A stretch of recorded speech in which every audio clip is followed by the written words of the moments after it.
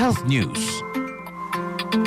Okay, karon mga kaigsunan atong tabukan ang balita pod sa panglawas sa mailhan sa bakterya sa dugo, no? Infection sa dugo sa katao mga kahigalan. So may mga timailhan ini ha.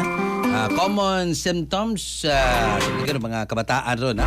Atong Siron ang kompleto detalye sa pinagis report ni Katropang Aname Munaris Perez. Katropang Aname. Good morning.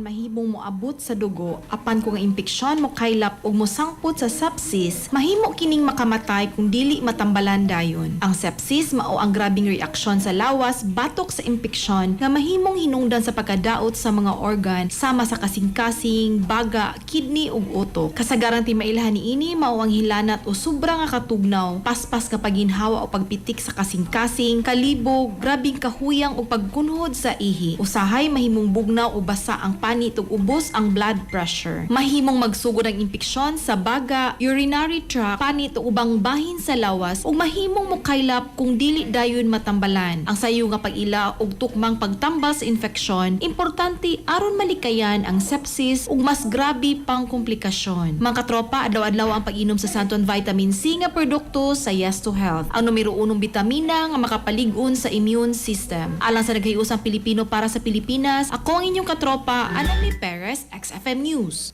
Kasikas Express Balita. Santon Plus Gold, mapalit sa mga butika sa inyong lugar.